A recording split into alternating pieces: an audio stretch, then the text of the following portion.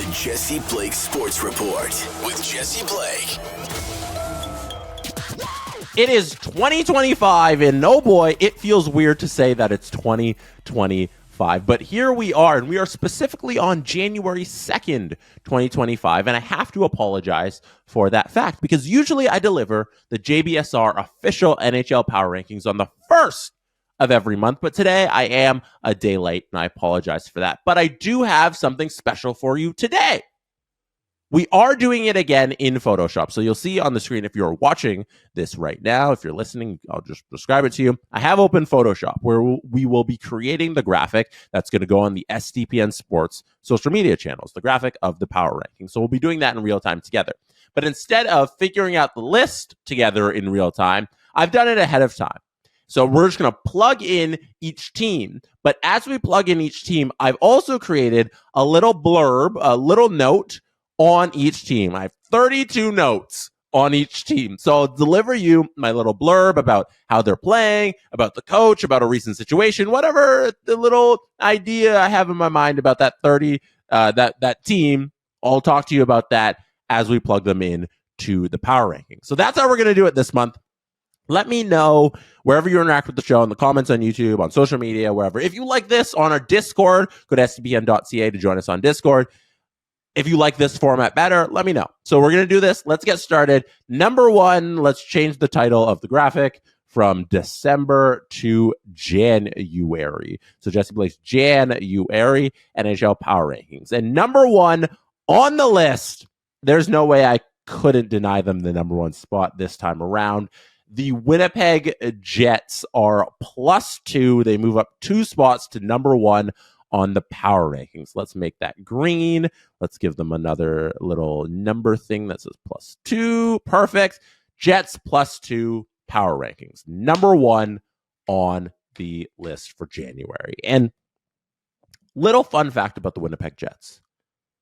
It's since December 3rd, they have not lost a game that was not the second half of a back-to-back or in regulation. So they haven't lost a game in regulation that wasn't on the second half of a back-to-back in about a month. They're just shy of a month. It happened on December 3rd. They lost to the St. Louis Blues in regulation. Since then, they've lost to Vegas in OT, which is not regulation. And then they lost to the Ducks, the Avalanche, and the Blue Jackets, which were all the second half of back-to-back. So they have 3 losses in second half of back-to-backs, 1 not in regulation. Otherwise, they've just won hockey games. And it's been an unbelievable run for this month for the Blue Jackets. You're just losing because of schedule. Like, simply, you played the night before and you're a little tired and the other team took advantage of you a couple times. Like, that's the only reason you're losing. And Connor Hellebuck's been the large reason for that. So number one on the list. It's undeniable at this point. Number one in the league based on points percentage, I believe, at this point. I should just pull up the standings as well. I don't know how their game tonight went, but maybe it's been one full month. You tell me, you in the future, who knows if they lost tonight on January 2nd. All right, number 2 on the power rankings. This team, I am a true believer in this team. They are the Vegas Golden Knights, who move up 5 spots. I keep doing that. 5 spots on the power rankings. So we're going to give them a little +5. They are number 2 on this month's NHL Power Rankings. Golden Knights. Ivan Barbashev placed on IR today, but it's regular IR, not LTIR, so he can kind of be activated at any moment. It's just kind of for the roster spot that they get. And them missing Barbashev is a big deal because he's been playing so well.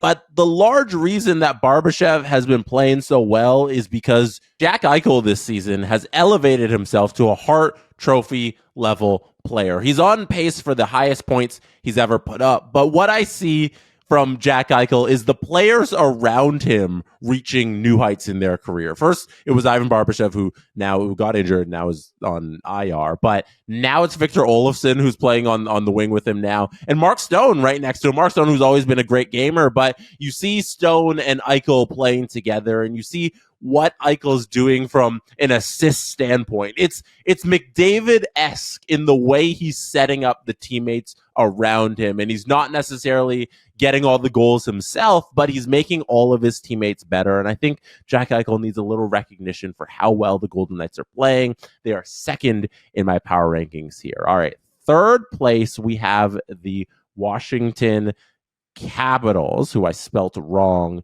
last month, but we will spell Capitals correctly this month. So the Capitals moved down a couple spots, but they're still number 3 in the league here, which is pretty darn good for a Washington Capitals team that I don't think anybody expected them to be in this position. And we don't give enough credit to Spencer Carberry for the job that he's getting out of this team. They're not getting the world's greatest goaltending, but they're playing in one of the best systems in the whole league. And Spencer Carberry deserves to be at the top of everybody's list for the Jack Adams right now with how they're playing. And Dylan Strome has turned into a bona fide number 1 center.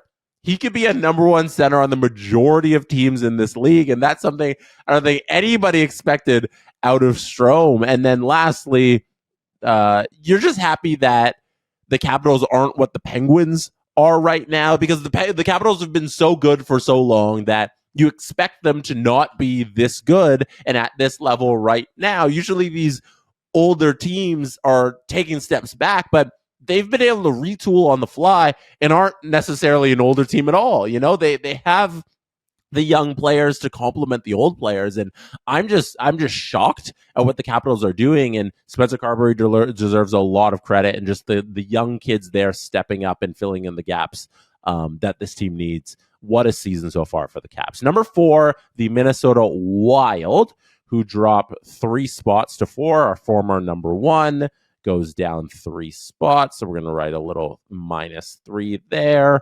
Put it right there. All right. Middle of December, lost to Vegas, lost to the Panthers, lost to Utah, lost to the Jets. That's why you drop 3 spots. I'm a big believer in the Minnesota Wild right now. Kaprizov's injury hurts them a lot. You see what they are without the one focal point in their entire offense. They really struggle without Kaprizov, and that little stretch there in the month of December, like, I can't have you as number 1 team when you have the loss to Vegas, loss to the Panthers, loss to Utah, loss to the Jets. Those are 3 really good teams, and in Utah 1 like, all right, team. You can't do that when I'm gauging you against the competition and I see you losing those games.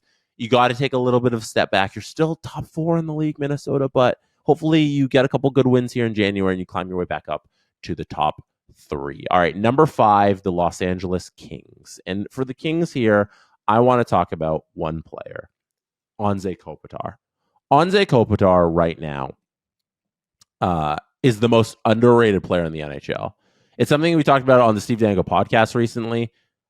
Anze Kopitar at 37 years old is on pace for his highest point total since 17-18. He had 92 points that season. I believe he's on pace for 86 points this season. He's still doing at the highest level of the NHL, and it's not getting any recognition. You know, no one's like banging the Anze Kopitar drum, and I feel like people should be. So here I am with a platform to talk about hockey, and I'm going to bang the Anze Kopitar drum. One of the best players of all time. Like, bar none, one of the best players of all time, and he's still doing it at an elite level that he did at his peak. 17-18 wasn't a recent time ago. It is 2025, and he's about to have his best season since that year. That is unbelievable stuff. New Jersey Devils remain at 6. They do not move in our power rankings. And with the New Jersey Devils, they've lost 3 games in a row. And 2 of those losses aren't their fault at all. Well, 1 might be their fault, but the second one can't be their fault at all. Yesterday, New Year's Day, January 1st, the Devils played the Kings. And, like, that's okay. You can play hockey on the 1st. There's nothing in the CBA, like on Christmas or Boxing Day, that prevents NHL teams from playing on the 1st. But the Devils played a back-to-back on the 31st and the 1st. I've never seen that before. Did people know this happened? I feel like nobody noticed that the New Jersey Devils were scheduled to play a back-to-back on the 31st and the 1st. I only know about it because Julian McKenzie from the CJ Show pointed it out. He mentioned it in our group chat, and it blew my mind that the NHL would do this to them. And I don't blame the Devils, who's lost 3 in a row now, for losing on New Year's Day after they played on New Year's Eve in California, and then they have to play the LA Kings on New Year's Day at like 6 o'clock. Like, no, why? Why would you give them the 31st off? We're going to schedule them for the 1st. What ridiculous, poor scheduling. Devils fans, you got screwed with that scheduling there with your team. Maple Leafs, the Toronto Maple Leafs. What the hell is going on with Austin Matthews?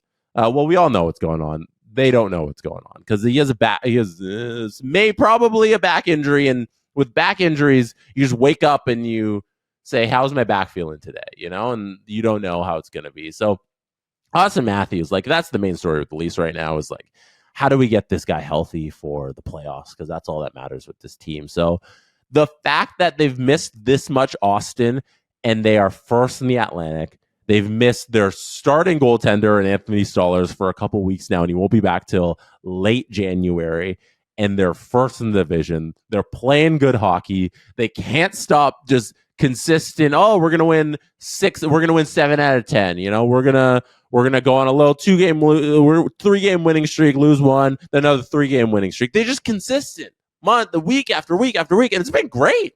Marner will step up. Tavares is playing unbelievable. Willie's playing great. Everybody is filling in the gaps for Austin, and this team's really good. And I hope they win the division this year. Who knows? The team right below them at 8th place is the team that can probably challenge them for this division. The Florida Panthers, who are +1 in the power rankings. They were 7th last month. Now they were 9th last month. Now they are 8th. I'm going to change their name actually because I wrote Florida. Let's write Panthers. There we go. Panthers +1. So top 8 right now reads Jets, Golden Knights, Capitals, Wild, Kings, Devils, Leafs, Panthers. I don't like the Panthers losing 4-0 to the Canadiens at home, but the Canadiens are playing well. I did like the Panthers beating the Oilers and the Wild and the Blues and the Lightning all in 1 week. That's great stuff. But with the volatility that the Panthers have shown this season where they'll lose some bad games, and you're like, oh, how did the Panthers lose that? But then get up for the games they need to get up. I think the Panthers know that the regular season doesn't mean anything for this team. This team, we know they're good. And no matter where they get in the playoffs, they're going to do damage and they will be a tough out. And I assume they're going to win a couple rounds again this season. They've been to back-to-back Stanley Cup finals. Who cares where they finish the regular season? It doesn't matter to this team. And I think that's why the Leafs will probably look at the division as something they have to win. That's something they need to attain. And the Panthers are just we won the Stanley Cup last year. We're in the Cup final the year before. Who cares? And I think, honestly, that the Panthers could just take a step back here and cruise to a playoff spot. They don't need to fight for the division title in the Atlantic at all, but the Panthers are going to be so dangerous in the playoffs. The Hurricanes come in at 9. That is a drop of 4 spots for the Hurricanes. And the Hurricanes are in a tough spot because they are the league leaders in shots for. They are second in the league in shots against. So they've taken the most shots and they've allowed the second least amount of shots. You can't ask for better hockey than that. But with the injury to Frederik Andersen, they've played 5 different goaltenders this season. And Kochetkov, who's been their one steadying force in net, hasn't been spectacular. I believe he has, I don't have his save percentage right in front of me. I think it was an 99. I'm gonna look it up real quickly as I talk to you. Kochetkov save percentage so far this season is a 902. Okay, so about league average. Nothing to win a Vezina over. It's been okay, but they've really struggled in net, and they've struggled a little to finish. Obviously, when you're getting the most shots on goal and you're not also leading the league in goals, you're struggling to finish a little. You need to get your shooting percentage a little up. But the goaltending is where I really look at them and I say, hey, you have perfect structure of hockey. Rod Brindamore, fantastic head coach, has you playing the right way. Figure it out in net, and you can do something here where if you can finish in the playoffs, though you weren't able to do last season, where you can't score the big goals and the big moments, if you can get some way where you can finish more of your chances and get a little better goaltending, once again, we'll see you in a conference finals, or at least knocking on the door of the conference finals. But I do worry about their finishing ability up front. So a couple notes on the Hurricanes right there. Next up at number 10, the Edmonton Oilers.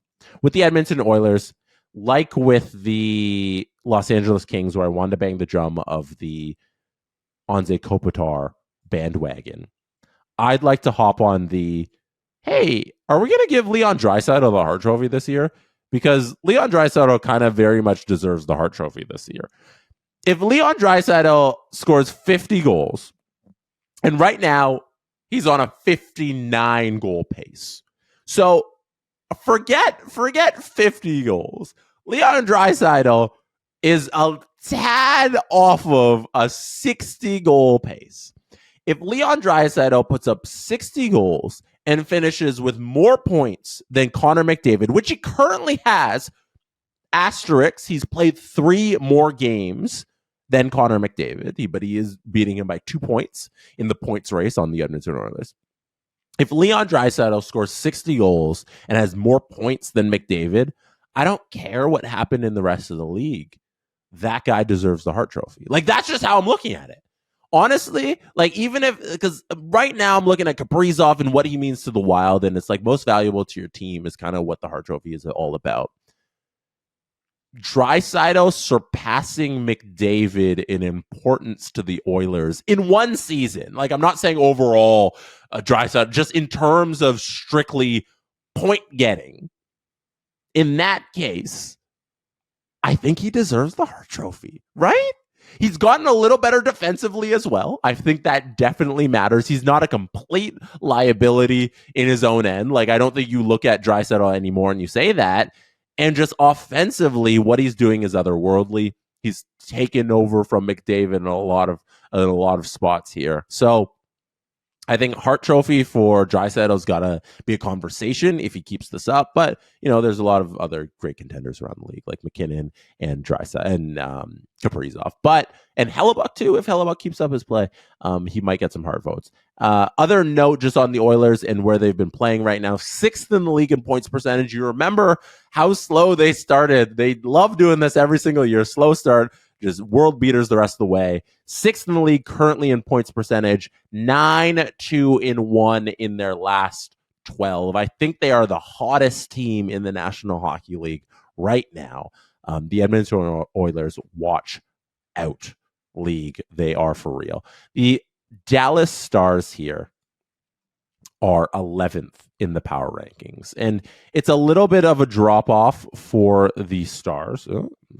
Then you fix that. There we go. A little bit of a drop off here for the Stars. That is actually 7 spots down from where they were in December, which is pretty shocking when you just look at it and you're like, oh, the Stars fell that far. But I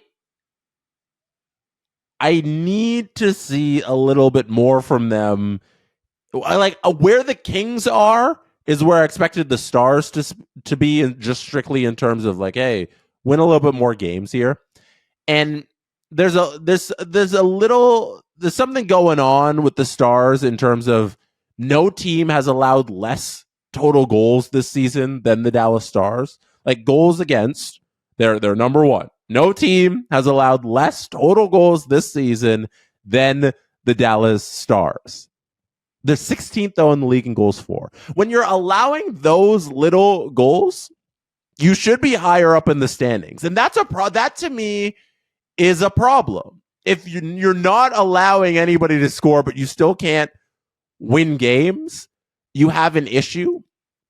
And I hope that they bump up the little goals for here thing, and they just solve that, because it seems like an easy fix. You've got the defense, you've got good goaltending, clearly.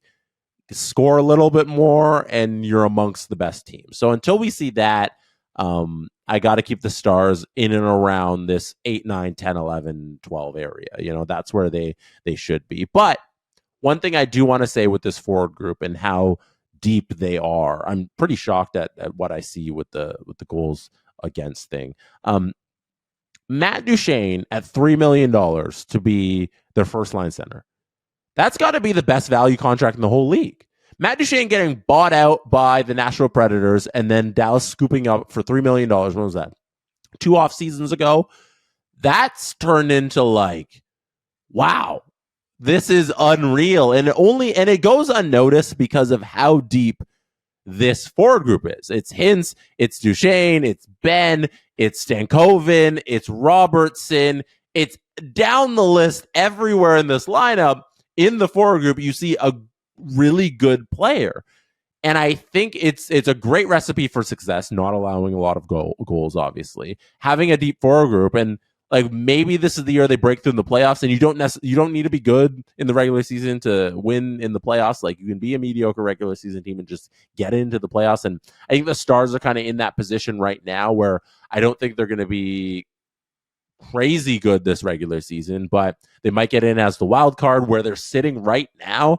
They're in the first wild card spot. They might get in that position because the Kings and Oilers and Golden Knights are so good. And then when they reach the playoffs, they knock off one of the top teams. That's easily how I can see the season playing out for the Stars. All right, 12. I spent a lot of time talking about the Stars, talking to circles about the Stars. Number 12 here, the Tampa Bay Lightning.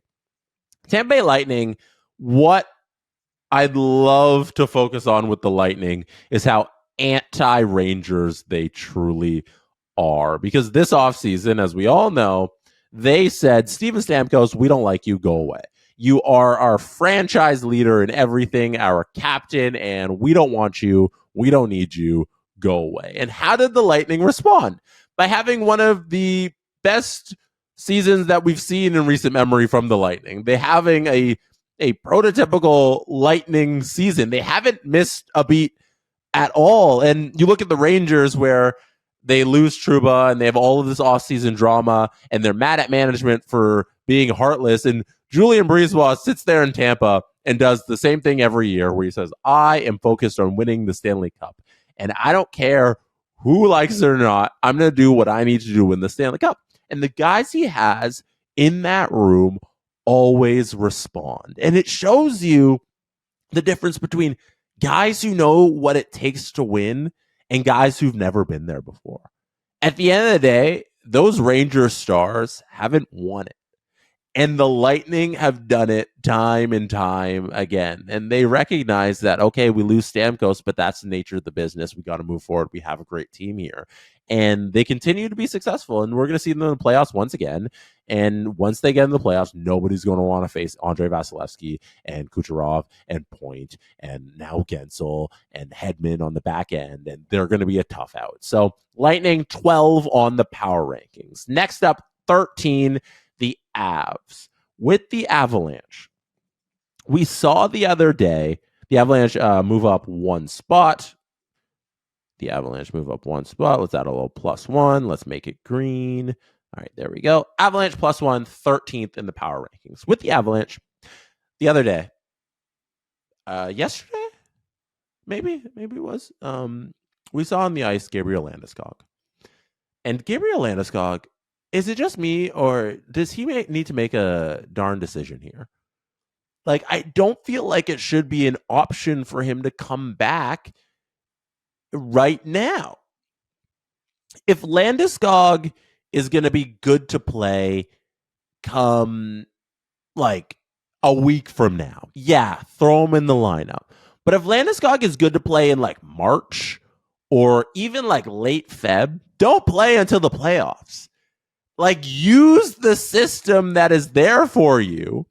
Landeskog should not play for this team until the playoffs. And yeah, he hasn't played in, was it 3 years now? Last game is they won the 22 championship. So it's coming up on 3 years, 2.5 that he hasn't played hockey. The captain of the Colorado Avalanche. He can come back and play on the third, fourth line. You don't need to start Gabriel Landeskog on the first or second line. You can play this man down in the lineup game 1 of the playoffs. If he's ready to go 2 months from now, don't play him in the regular season. Take advantage of that cap hit, the LTIR space you get because they're a cap team. They're going to be running up against it. They're going to go into the LTIR and use it. Don't play him in the regular season. Use that to your advantage. Gabriel Landeskog can get up to speed in the playoffs. It's fine. He can start at 10 minutes a night, work his way up. I don't think he needs regular season hockey to play for this team in the playoffs. I think it would be a mistake if he's ready anytime, not within a week or two of right now, to play him in the regular season. And that's just my thoughts on what the Avalanche are doing there with Landeskog. I know they don't have a timeline on his return, which I think is a good thing because he shouldn't play until April and game 1 of the playoffs. All right. Canucks. The Vancouver Canucks. How can I sit here and bring up the Canucks and not talk about JT Miller and Elias Pettersson? So, sorry, I'm trying to look and also type. There we go. -4 on the power rankings. The Canucks move down 4 spots to 14 in the power rankings. So it is ridiculous to me that at this point, the Canucks would think about trading Elias Pettersson and not JT Miller unless they're just completely unhappy with the Pettersson contract extension that they signed and they don't want that number around. Unless that's strictly the reason which I wouldn't really get, but I kind of get it. If you're unhappy with the contract, you don't think he's going to live up to him, and you're getting like buyer's remorse from that. If it's strictly, we need to get one of these personalities out of this locker room, how do you choose JT Miller when he seems to be the problem wherever he goes? Isn't it clear to everybody that he's more of the problem than Pettersson? So why are we trading Pettersson over Miller? I think it's a clear decision. If they're thinking about trading anybody, it should be Miller, who appears to be the problem. And I think if the Canucks are really willing to do this, they can get like a really good package here for JT Miller. That's all I'm going to say on that one. The Boston Bruins are number 15. The Boston Bruins, truly the zombie Bruins. They will not go away. 15th on the power rankings, the Boston Bruins. By points percentage, I don't know if a lot of people know this. If you looked at the Eastern Conference standings right now by points percentage before the January 2nd games are played, the Boston Bruins sit outside of the playoffs. That's a true fact. And I don't know if this is controversial or not, but if I'm Bruins management and I look at how this season has gone, and I look at how this season began, and I say, you know what? Jeremy Swayman has been incredibly disappointing. And we were, I'm talking as Bruins management, we were so we were so correct. Let's keep it simple. We were so correct to grind Jeremy Swayman on this contract. This is a goaltender who has never not been in a split goalie role. And now that he has the reins, and we grinded him all summer on that number, and we said he wasn't worth it, and he's not living up to expectations. Now, the counterpoint would be, oh, he's not living up to expectations because you grinded him all summer and he didn't get a proper training camp, and this is your fault. It's been long enough. We are in January now. If you are not up to speed now, Mr. Swayman, When? Prove you're worth that money that you work so hard for. If I'm management, I'm not happy because we're losing, but I say, look, who was wrong about that contract? Not us. That's a little note on the Bruins there. The Calgary Flames. I did not have the Flames in a playoff spot in January. I think this is insane what they're doing right now. They currently sit in a playoff spot, which is just very unexpected. And I'm giving out flowers to a couple teams, to a couple players. Jonathan Huberdeau, there's some flowers for you. You are not quite at your Florida pace quite again, but you are leading the Calgary Flames in points. You are leading the Calgary Flames in goals, which isn't something Jonathan Huberdeau usually does. Leading, like, that's very impressive from Huberdeau. He's driving play again, which is awesome to see. So with the Flames here, it's in large part unlocking Huberdeau again, but Dustin Wolf is, I think, truly the story for them. He's been unreal. I thought going in, we might see another situation like what we had in Buffalo with Devin Levi, where we have a young guy coming in, not so good team. He struggles early on. He's a goaltender. They take time. But Dustin Wolf has just completely grabbed the reins and has been awesome this season. So the Flames owe a lot of their success to Dustin Wolf. They're 16th here on the NHL Power Rankings. We're halfway done. 1, the Jets. 2, the Golden Knights. 3, the Capitals. 4, the Wild. 5, LA. 6, Devils. 7, Leafs. 8, Panthers. 9, Hurricanes. 10, Oilers. 11, Stars. 12, Lightning. 13, Avalanche. 14, Canucks. 15, Bruins. 16, Flames. 17, the Ottawa Senators. Yes, the Ottawa Senators are getting some respect on my power rankings. They are moving up 11 spots. As you can see, I love shaking things up here. There's a lot of movement this month from December to January. Actually, only the Devils have stayed put in the same spot. And that's largely because one team fell so far that they moved everybody kind of up. The Ottawa Senators are 17th. The Ottawa Senators have been playing fantastic hockey, and I wonder if it is this simple. Get the Sens good goaltending, and they will be good. Get the Sens bad goaltending, and they will be bad. Because the Senators now have decent goaltending. And Linus Ullmark has been fantastic. I just talked about Swayman, and Swayman's not been good. And Linus Ullmark has proven that might be the better goalie. And Ullmark has been the best starting goaltender the Senators have had in years. And look what they are doing. They are in a playoff spot. The second wild card spot, and they're starting to get comfy, winning a couple games in that spot and getting some room here in the standings. And finally, we might see the Senators break through and become a playoff team. I'm rooting for them. Ottawa fans deserve this. Number 11 on this list, number 18 on the power rankings list, moving up 11 spots, just like the Sens, the Pittsburgh Penguins. Last month in December, it went 28-29 Sens Pens. This month it goes 17-18 Sens Pens. And here's another team that has turned it around through sheer will and through sheer power of Sidney Crosby. For the sake of hockey, I'm rooting for the Penguins. And I don't want to see Crosby go out how it was looking. It was looking bad. It looked like it was going to limp to a very sad end of Sidney Crosby's career, where this Pens team would finish like 28th in the standing, get a couple of high picks, and he'd ride off into the sun as a Pittsburgh Penguin on a very bad team for the last couple seasons. But lo and behold, the Penguins have fought back in the month of December and are just out of the playoffs. They are the first team in the East out of the playoffs. They're battling Ottawa for that last playoff spot. By points percentage, they're even better. So I'm rooting for the Pens here this late half of the season.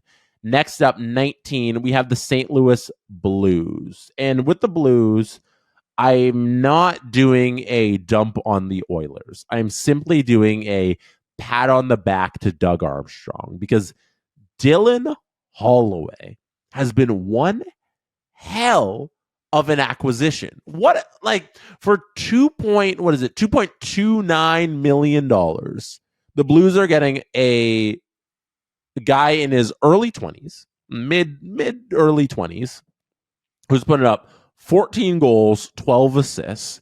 The former was a 14th overall pick, and for $2.29 million, it is incredible value. He's playing on the second line with Shen and Kyrou, which is just, that's a great line. And you look at that and you say, why don't more GMs do this? Like Doug Armstrong, well done acquiring Holloway.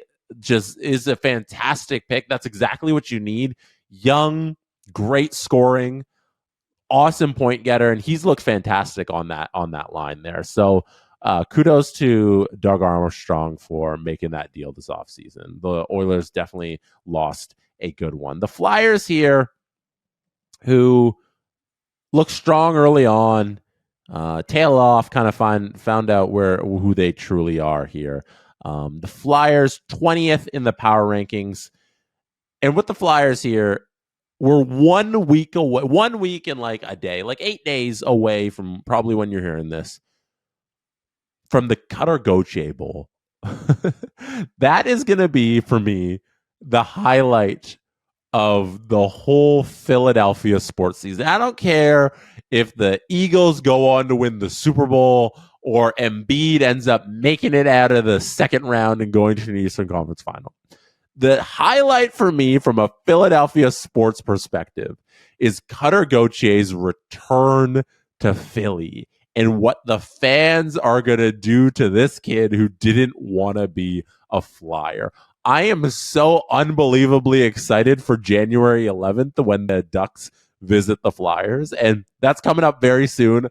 I think we might have to talk about it. We might do a pod just on that game, depending on how you Flyers fans out there react to this kid, because I think Philly fans have not hated anything more than Cutter Gauthier in a long time. So we'll see how that goes. Next up, the Blue Jackets at 21 in the power rankings. We have here my shout out to Elvis Merlinkits, who the World Juniors are happening right now. Latvia knocked off Canada in the round robin group stage part of the tournament. And Elvis, who is from Latvia, bought dinner for the entire team in Ottawa. And when he wasn't even in Ottawa, he like FaceTimed the team, congratulating them on beating Team Canada. And he bought dinner for the whole team at his favorite restaurant in Ottawa. Like he paid for it through like e-transfer or whatever, however he did it. But he did it from wherever he was in the world. He FaceTime in just to congratulate them on an incredible win. So shout out Elvis for doing that. And the Blue Jackets are 21 on the power rankings. Now at 22, Utah HC, who has lost 5 games in a row as of this recording. Not great. You can't stick where you are in the power rankings. They're down 1 spot when you lose 5 in a row. They look like they'll finish well out of the playoffs again. Like last season, the Coyotes, who they were last season, finished 22 points out of the playoff spot. It looks like Utah is once again going to be out of the playoffs. I know there was a lot of expectations on this team going into the season, like a lot of the young guys would step up, and it hasn't quite amounted to what I think a lot of people were hoping for. But one thing we have seen out of this team is the rise of Dylan Guenther. And Gunther's he's on pace for a 35 goal-ish season. I think he's right in there in the 35 goal range. And this might be the last season that we see this kid put up not 40 goals. Like the ability that he has at 21 right now to be a pure goal scorer and point getter is unbelievable. We might see for the next decade Guenther put up 35 goals, 100 points every single season. Like he's so unbelievably young, yet so skilled. I don't think he's getting the appreciation for being the next star, the next wave of star in this league. And just watch out for him. Like this season's going to be a precursor to the coming out party for when this team is actually really good. Him and Cooley, and they got a nice young core there, but they're not quite there yet. Next up, I'm going to show a lot of love to this team because who knows where they could have been if Patrick Laine was healthy all season. The Montreal Canadiens are moving up 8 spots in my power rankings to 23 on the list. And the Canadiens, it has not gone unnoticed amongst Canadiens fans, but it might be unnoticed amongst the rest of the NHL world, are 6-1 in their last 7. And they have wins against Florida, Tampa, and Vegas in their last 3. It begs the question, if this team keeps this up in a really weak Eastern Conference where you're fighting with the Sens, the Pens, and the Lightning, and who knows who maybe drops out of the Metro race there out of the top 30, maybe the Hurricanes, if they falter a little, who knows? In a weaker East, could the Canadiens, if they get close to the trade deadline, buy? Could they be buyers? Could they try and make a run at this thing? And then let's say they don't, but they finish not too far out of the playoffs. But let's say 3 to 10 points out of the playoffs. This offseason, is it all in? We have to absolutely make the playoffs next season. Have they crossed that threshold? Is that where we've reached with the Canadiens, or am I looking in way too much to a good stretch of hockey in the middle of December?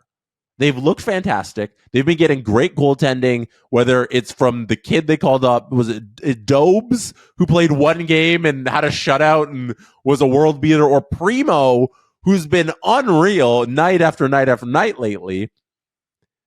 Are the Canadiens for real, and is it time to end the rebuild and go into the buy mode? I'd love to know from Canadiens fans what they think about that. Next up, the Red Wings, who got passed by the Canadiens in the standings recently. The Red Wings -2 on the power rankings. They are now 24th on the power rankings. They are down 2 spots, as I said. Steve Yzerman at the Derek Lalonde is fired, Todd McClellan is hired press conference, got mad at a reporter and said something along the lines of, if you got a better idea for this rebuild, like, I'd love to hear it. I'd love to hear what you would do with this team. And Yzerman's got to be feeling the pressure, because you don't react like that. You don't spend years in the NHL, like, under the most intense moments that any player has ever played in, and then react like that in a press conference if you're not feeling pressure. Like, that's a dude who knows how to keep it cool when he needs to. I assume, like, Yzerman's unflappable in most of his life and most moments like that. But to see him have a moment where he snaps at a press conference, I assume there's not a lot of answers in Detroit for why this team isn't good. From management, the fans, the Winged Wheeled podcast has a lot of answers on why this team isn't good, but they don't run the team, unfortunately. And I don't think management knows a lot why this team can't make the playoffs this season. I don't think they will. And if he's not Steve Yzerman, how long would he have had this job? How long does he have this job even as Steve Yzerman? I think there's going to be a lot of questions this offseason once the Red Wings miss the playoffs about whether or not this man deserves this job anymore. And I don't know how much longer he will have it. Moving on to number 25, the Seattle Kraken, -1 in the NHL Power Rankings. They are 25th on the list.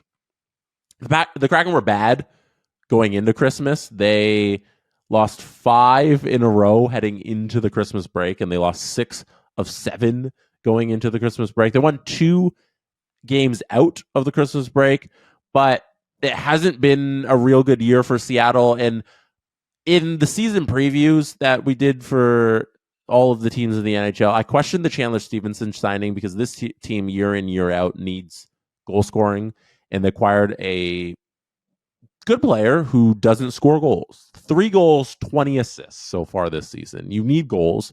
I get that you get somebody who's really good at assists to pump up the goals numbers because he can set more guys up, but you need more guys to set up. And I wonder about that signing. 6 years for a lot of years, 6 million, 6 point something million for a lot of years. I don't even have the contract right in front of me. I know it's 6 something for a lot of years, and it doesn't look good right now in year number 1.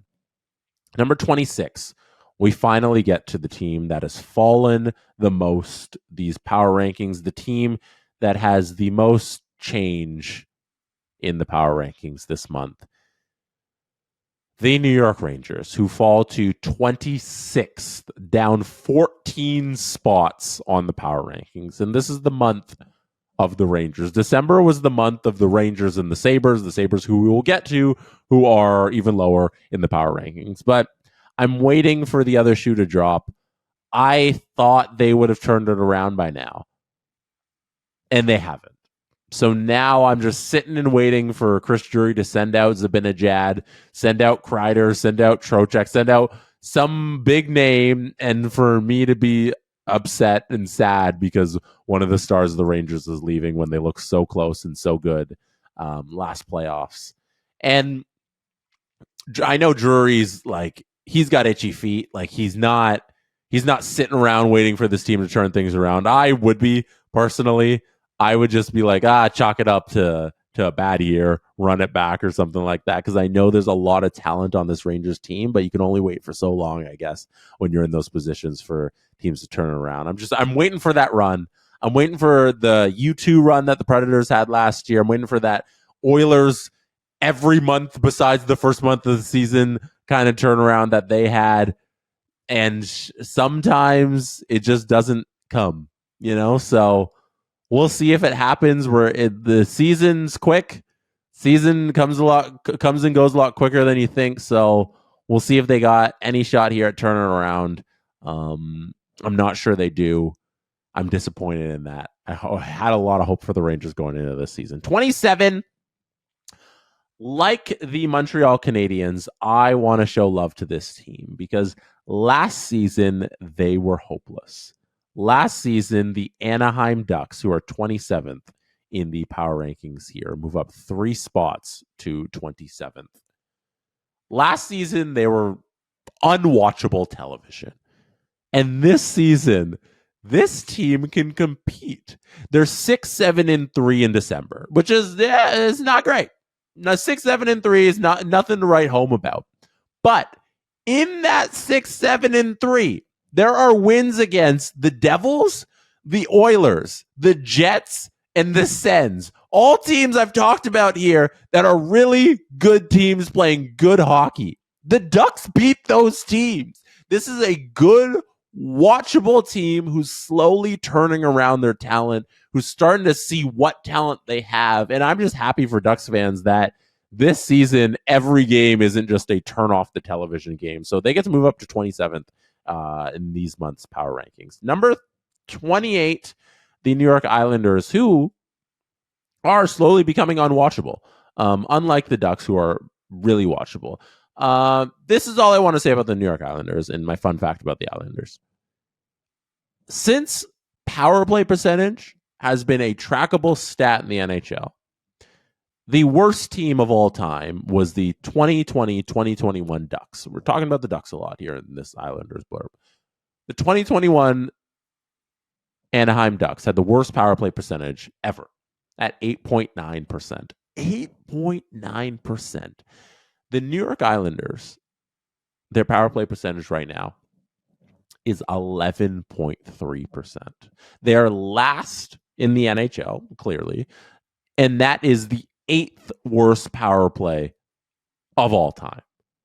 They're 7 spots off of the 21 Anaheim Ducks. And I don't want to see them fall those 3 percentage points to the Ducks, but is entirely a possibility with how these Islanders play and their lack of scoring. And I don't want to be mean to the man because he's one of the best goaltenders of all time. A lot of people will argue the greatest goaltender of all time. Patrick Waugh hasn't been doing a fantastic job coaching so far this season. I think the Islanders are due for big changes this offseason, depending on how this season ends. And we might see some record-breaking performance this year out of the Islanders in the worst way possible. Number 29 is the Buffalo Sabres, who had that awful losing streak in the middle of December. And I don't know if anybody else has noticed, but nothing came of it. The Buffalo Sabres, I shouldn't say Buffalo Sabres, the Kevin Adams did what Kevin Adams does best and sat on his hands. In all of this chaos with the Sabres and all of that losing, I know they've won a couple games lately, but nothing came of the losing. And that is so Buffalo Sabres. Like that's the definition of this franchise, of this team. That is what they do. They do nothing, and they're just happy with the nothing, and that is pathetic and sad.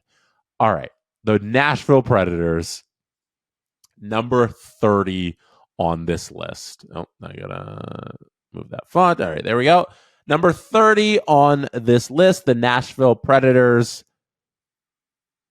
Weird Predators fact here, just before we get into, hey, the Predators suck.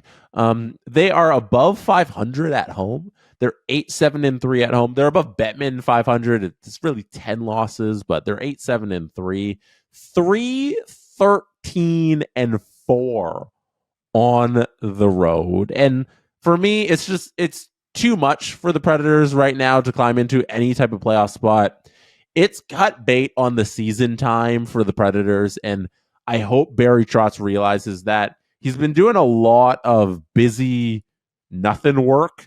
Busy, like, negative work, too, where it's like, I'm gonna trade guys who don't need to be traded, but at least I'm doing something kind of work. It hasn't been a good season for Trotz in terms of moves. And overall, the Predators, it's done. Like, it's done in terms of chasing a playoff spot. There's so many good pieces there in terms of good players that you don't rebuild, but it's retooling for next year. Like, you're looking for those pieces that'll make you good next season. Now you sell off what you can in terms of like free agents and utilizing the cap space you have and accumulating whatever you can to make you good next year. But this is a lost season for the Predators. The Sharks, who for a brief moment looked like they wouldn't be the Sharks, have now gone 1-8-1 in their last 10. Macklin Celebrini, though, Calder. I don't think anybody has a case for the Calder outside of Macklin Celebrini. I think he's 100% deserves the Calder so far this season. If we're voting today, I think he deserves the Calder Trophy. I'm so impressed by his size because the way he plays with it, you notice that he's a true power forward who's immensely skilled.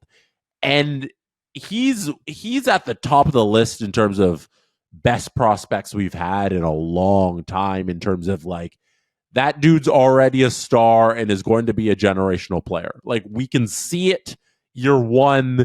He is incredible. Celebrini deserves this Calder if he's going to keep playing like this. Yeah, that's going to be the highlight of the season for the San Jose Sharks. And lastly, the Chicago Blackhawks, who I don't want to spend a lot of time on because they don't deserve the time of day with the performance they put together on the Winter Classic that happened on New Year's Eve this season. What a dumpster fire performance in front of those cold Chicago fans, in front of the world at Wrigley Field. NHL, don't give rebuilding teams outdoor games. Like, can that be a rule that Gary Bettman institutes? If teams are in the middle or at the end or wherever in a rebuilding stage, they don't get outdoor games because it is a waste of everybody's time. I would like to see that rule implemented in the National Hockey League. I am done. January's NHL Power Rankings. This is the list. Jets 1, Golden Knights 2, Capitals 3, Wild 4, Kings 5, Devils 6, Maple Leafs 7, Panthers 8, Hurricanes 9, Oilers 10, Stars 11, Lightning 12, Avalanche 13, Canucks 14, Bruins 15, 16 Flames, 17 Senators, 18 Penguins, 19 Blues, Flyers 20, Blue Jackets 21, Utah 22, 23 the Montreal Canadiens, 24 the Detroit Red Wings, 25 Seattle Kraken, 26 New York Rangers, 27 Anaheim Ducks, 28 New York Islanders, 29 Sabres, 30 Predators, 31 Sharks, 32 Blackhawks. Yell in the comments how you think this went. Who's wrong? Who's right on that list? Let me know what you think. This has been a marathon. Thank you for being here. You could have been anywhere in the world. You chose to be watching or listening right now, and I appreciate you for that. Good night And that from is how Toronto. it's done. The Jesse Blake Sports Report with Jesse Blake. Jesse Blake, the guy that likes to hear his name twice in one sentence. Sure, I know him. No, he doesn't have an ego at all.